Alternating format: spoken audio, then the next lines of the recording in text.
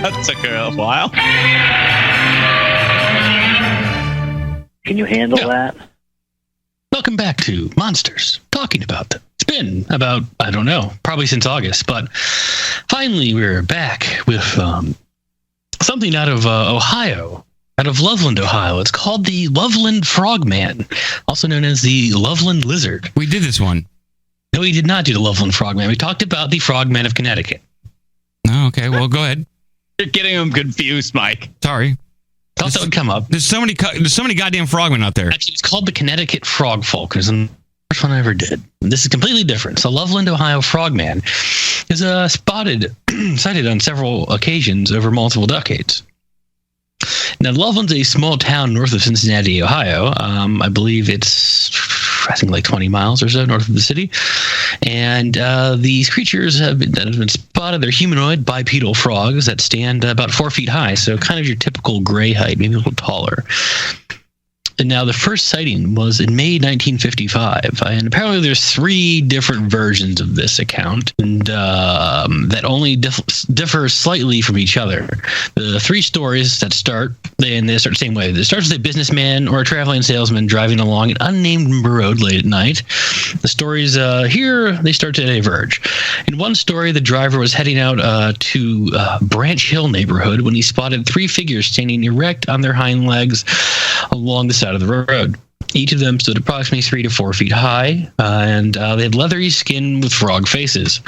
Now, in the other 2 accounts, the creatures were spotted under or over, depending on what you say. They're either under an underpass or on top of an underpass, in a poorly lit bridge.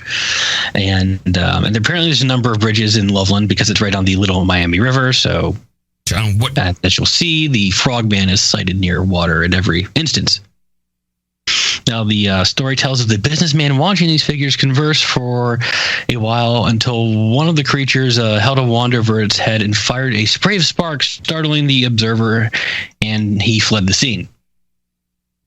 Now, I guess the sparks over his head? Right, had some kind of metallic wand-like thing that fired out sparks. Okay. What's the creature called again? This is the Connecticut Frog Folk? No, that was the Connecticut Frog Folk was what I covered probably the first time I ever did Monsters talking about them. This one's called what now? The Loveland Frog, or the Loveland Frogman, or the Loveland Lizard. It has about as many nicknames as Mike. That's here in Ohio. In Loveland, Ohio. Yes. Now, the next incident that was reported, it was on March, I believe it was the 3rd in 1972. Apparently it was at 1 a.m. It's a very early morning sighting. That's from a police officer named Ray Shockey, claimed to have been traveling along the Riverside Drive heading into Loveland. Hey, I'm Officer Shockey. I'm Officer Shockey over here. I just saw this craziest thing. Hey, it's Ray Shockey. Ray Shockey. Got a shock. Sorry. What are you trying to do there? Is there a Shockey reference I was supposed to get? I'm just trying to do a Midwestern sort of near Chicago kind of an accent. Ray Shockey. Shut up.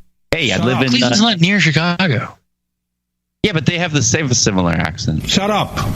Sorry.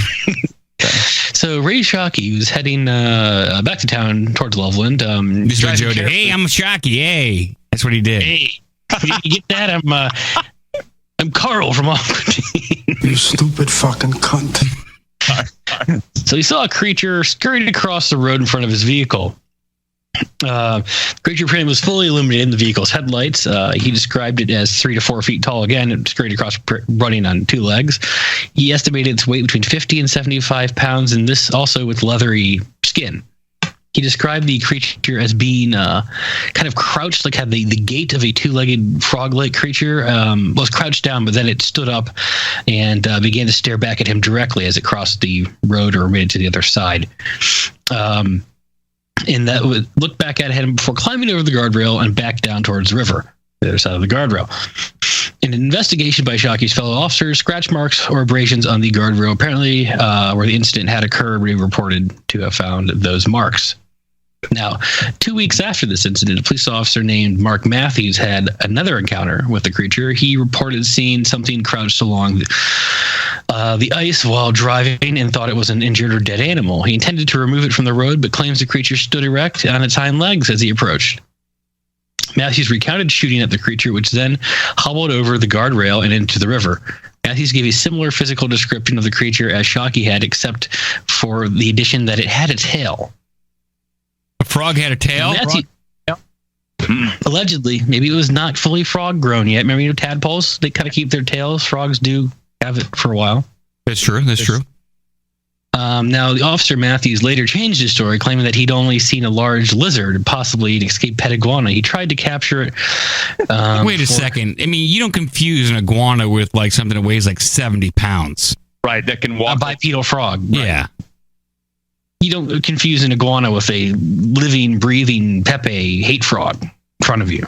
Not unless you're extremely inebriated, but even then, like, I don't care how drunk I am, I can compare size. I might see 2 or 3 of something, but I don't mistakenly see a poodle and think it's a lion. Right, and then he goes on to say, he said he tried to capture it to support Officer Shockey's story, the other guy that saw it 2 weeks prior, to support his story because others in the department didn't really believe it. So I don't know, maybe he saw something and then he came back and later changed his story because he didn't want to get laughed at. Probably, I guess it was an iguana. What would an iguana be doing out alive in the middle of winter? Because said the road was icy. The iguana would be dead as shit. Yeah, doesn't have a curfew, doesn't have school tomorrow.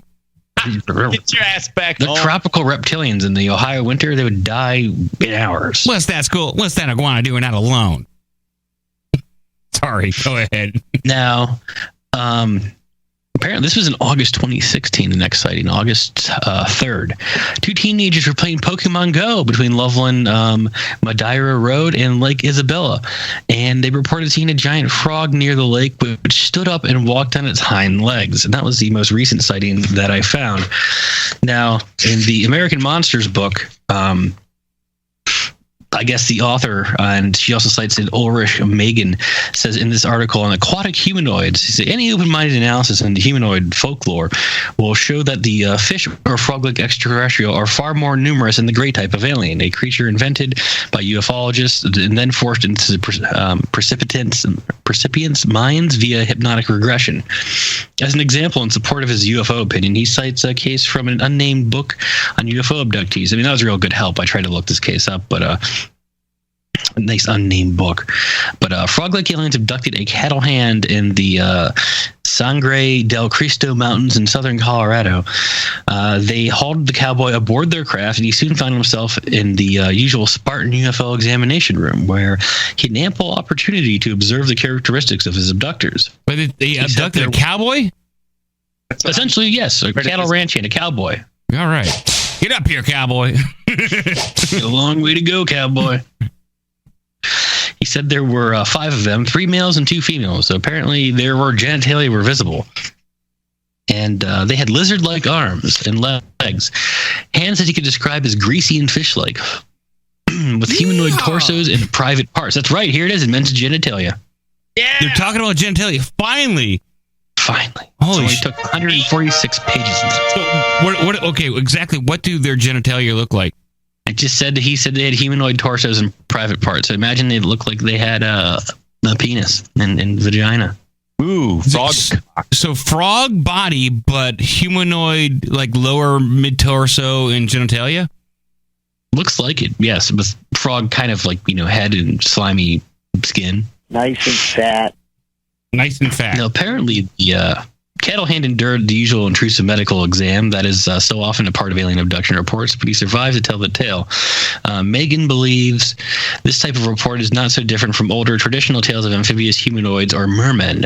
He thinks that the ancient lore and modern sightings both serve some type of primal, poorly understood psychological mechanism in human beings that deserves scientific exploration. So that is that for the living, breathing hate frog.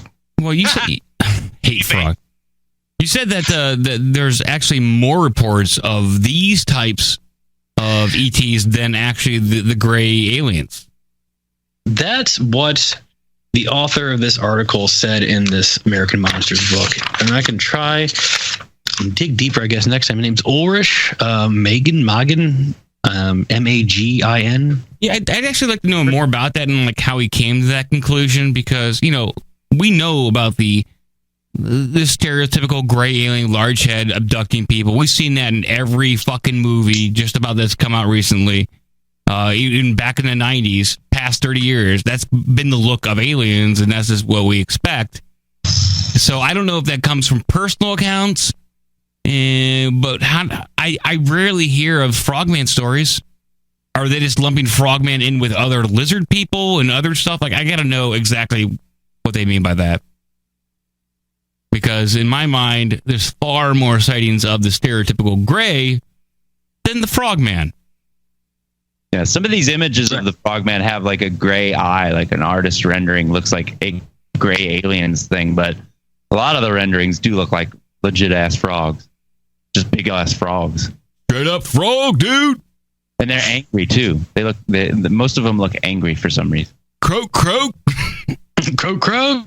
up in this shit. Come on, The whistles go croak. Well, you want to croak, croak. Well, they probably are angry because they're alt-right, hate Nazis. They are. These, they say these frogmen are Nazis or like Donald Trump supporters. Trump supporting frogmen Yes. spotted in the little Ohio town. And they come out and they put little Trump signs out. This is SPLC footage from a frog rally deep in the swamp. Oh my god! Burnt effigy of a fly.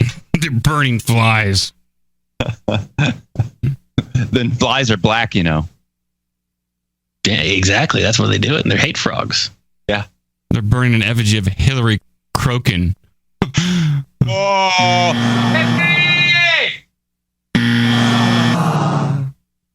I was just downloading that clip, the clip today with Hillary in the alt-right speech where the guy comes out and he's like, Pepe!